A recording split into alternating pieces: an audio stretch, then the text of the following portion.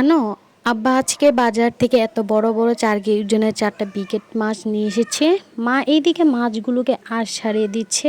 আর মাছগুলো যেহেতু অনেক বড় সাইজের, তা আব্বা কেটে দিচ্ছে। এই মাছগুলো একদম ফ্রেশ এন্ড টাটকা, সকাল সকাল আড়ত থেকে আনা হয়েছে। আর এই মাছ দিয়ে দুপুরবেলার জন্য রান্না করেছে মা পটল দিয়ে টমেটোর ঝোল। তাই আজকে তোমাদের সাথে এটাই শেয়ার করব। অবশ্যই ভিডিওটা লাস্ট পর্যন্ত দেখবা। প্রথমে এখানে মা মাছগুলোকে মেরিনেট করার জন্য প্রয়োজন মতো লবণ, হলুদ, মরিচ দিয়ে মেখে নিচ্ছে। তারপর ফ্রাই প্যানে তেল গরম করে মাছগুলো ভেজে নেবে। আমরা যেহেতু মধ্য ফ্যামিলির ঘরের মানুষ, সপ্তাহের বেশিরভাগ দিনই সবজি দিয়ে ভাত খাওয়া হয়। আর আমরা তো মাছে ভাতে বাঙালি, গরিব মানুষ ভাই, তাই বাড়িতে যা রান্না করা হয় তাই তোমাদের সাথে শেয়ার করার চেষ্টা করি।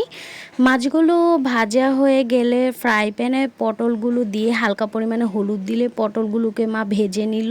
সেম ওয়েতে মা আলুগুলোকে ভেজে নিবে। সেম ওয়েতে মা আলুগুলোকে ভেজে নেবে হালকা পরিমাণে হলুদ দিয়ে। আলুগুলো ভাজা হয়ে গেলে নামিয়ে নিবে। আর মা সবসময় একটা কথা বলে, এই সবজি ভেজে রান্না করলে নাকি তরকারিটা খেতে অনেক মজা হয়। তারপর আবার ফ্রাই প্যানে পরিমাণ মতো তেল দিয়ে এতে পরিমাণ মতো পেঁয়াজ কুচি, কাঁচামরিচ দিয়ে ভেজে নেবে। এতে ভাজা হয়ে গেলে পরিমাণ মতো রসুন দিয়ে দিল মা। পেঁয়াজ রসুন ভাজা হয়ে গেলে প্রয়োজন মতো লবণ, হলুদ, মরিচ দিয়ে মশলাটাকে কষিয়ে নেবেন মা। তারপর ভেজে রাখা আলুগুলো দিয়ে দিল।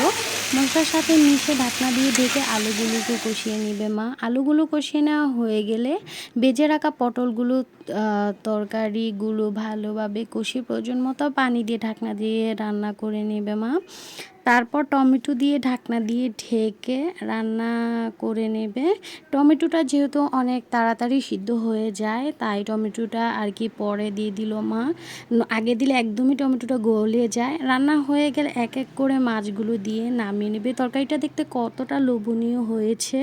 আর তাও আবার আমার মায়ের হাতের রান্না। মায়ের হাতের রান্না তো খেতে এমনিই ভালো লাগে। ঢাকনা দিয়ে ঢেকে তরকারিটাকে মা কিছুক্ষণ রান্না করে নামিয়ে নিল। আর তরকারিটা দেখতেই কতটা লোভনীয় টেস্টি লাগছিল অবশ্যই কমেন্টে জানাবা। আর তোমাদের কার কার কাছে মায়ের হাতের রান্না খেতে কেমন লাগে অবশ্যই কমেন্টে জানাবা। তারপর আমি ভাত খেতে বসে যাই। আর সত্যিই তরকারিটা অনেক মজা হয়েছে। আর মাছটা অনেক ফ্রেশ ছিল, যেহেতু একদম ফ্রেশ এন্ড টাটকা ছিল। আজকের মতো ভিডিওটি এখানে শেষ করছি। দেখা হবে নেক্সট কোনো ভিডিওতে। আল্লাহ হাফেজ।